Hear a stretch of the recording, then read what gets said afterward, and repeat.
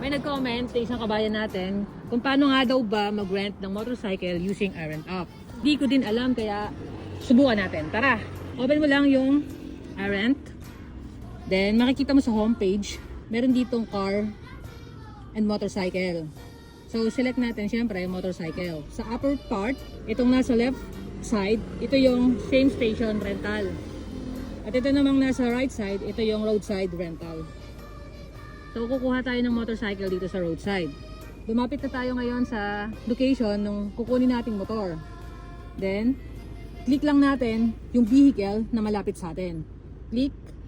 Then ito yung plate number. So kumuha nga pala ako ng motorcycle na mababa na yung battery level para matry din natin kung paano magpalit ng battery ng motor. Then make appointment na tayo.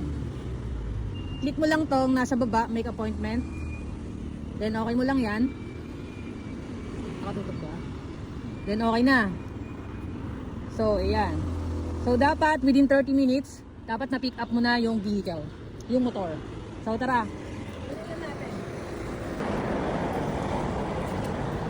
Ngayon, tumalapit na tayo sa location ng motor pero hindi ko pa rin siya makita. Kapag ganon, pindutin lang natin to si baba. Yun. Yung tumutunog siya. So hanapin natin yung tunog. Nandun siya sa kabilang side. Puntahan natin. Kapag hindi natin makita yung vehicle, motor man yan o kotse, kailangan natin pindutin to si baba. Itong parang ano na to, itong horn na to.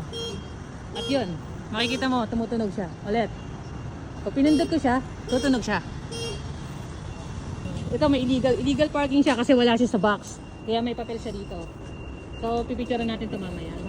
Tapos ngayon, nakita na natin yung motor. Get started na tayo.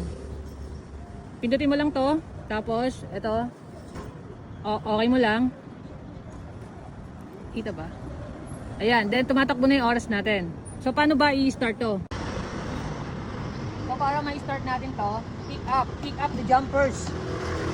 I-adjust lang natin yung center stand. Then, switch mo lang to until the instrument panel appear. Ayan, nag-zero na siya. Then, ready to go na siya. So ito nga palang iRent motorcycle is may dalawang helmet sa loob ng compartment. So para ma-open natin itong compartment, click lang natin to, itong compartment na to, itong icon na to. Yan. Tapos, ma-open na natin to. Taran! Ayan, ayan. So, meron ditong dalawang helmet, isang pre-port at isang half helmet. Ang dumi. Ang dumi, grabe. So ito, meron din ditong cloth. Pampunas siya pero ang dumi-dumi. At may makikita rin tayong head cap. Ayan, wala tayong choice. Ayan, para matry lang natin tong motorcycle na to. So kapag susoli natin yung motorcycle, kailangan natin gagawin dito ulit. Ibalik natin sa kung saan natin siya kinuha. Dahil 40% na lang yung battery ng motor na to, so punta tayo sa battery swapping station. Para malaman natin kung saang station tayo pwedeng magpa-swap ng battery, i-click lang natin tong battery dito sa right side. Ayan. Then makikita natin yung mga station dito sa mapa. Ayan, ayan. So ito, yan. Ito yung pinakamalapit. So puntahan natin to. Then Google. Go! Tara.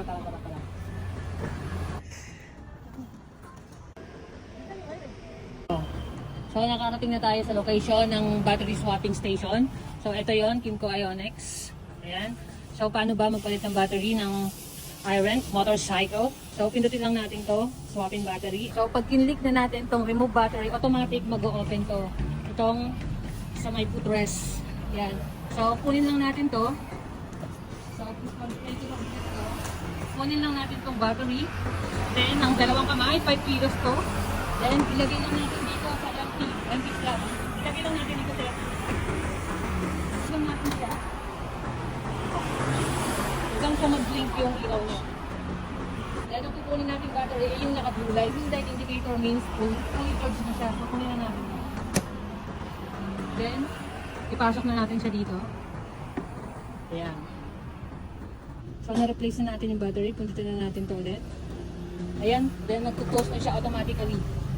Ayan. Nag-close na siya. Then makikita natin dito sa dashboard. Fully charged na siya kanina.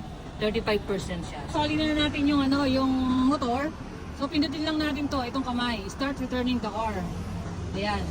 pagbabalik na natin yung helmet sa compartment, click lang natin itong upuan na to. Ayan. And then, automatic. Yan, mag-o-open siya. Narinig niyo yung tunog? Ayan. Hindi ko nire-recommend na mag-rent kayo dito sa Iron Up ng motorcycle kasi madumi. No? Sa car na lang kayo. Mag-return na tayo ng motorcycle. Press lang natin yung brake, then pindutin din natin tong P hanggang mag-power up siya. Start returning ang car na tayo. Pindutin lang natin yung kamay. Okay lang natin to. Ayan. So, ayan. May makikita ditong image, then follow lang natin yon, then picture lang natin yung vehicle. Picture lang natin yung vehicle, yung motor, then okay lang natin to. Then, ito yung mga coupon. Isa lang yung pwede mong gamitin ditong coupon. Then, okay mo lang. So, naka 42 minutes tayo. Then, ang binayaran natin is 117. Napakamahal, so not recommended to. Kaya, tinry lang natin para alam natin. Mo lang to. Okay mo lang. And then, kapag nakakita ka na ng ganito, means successful na yung pagbabalik mo ng vehicle. Okay?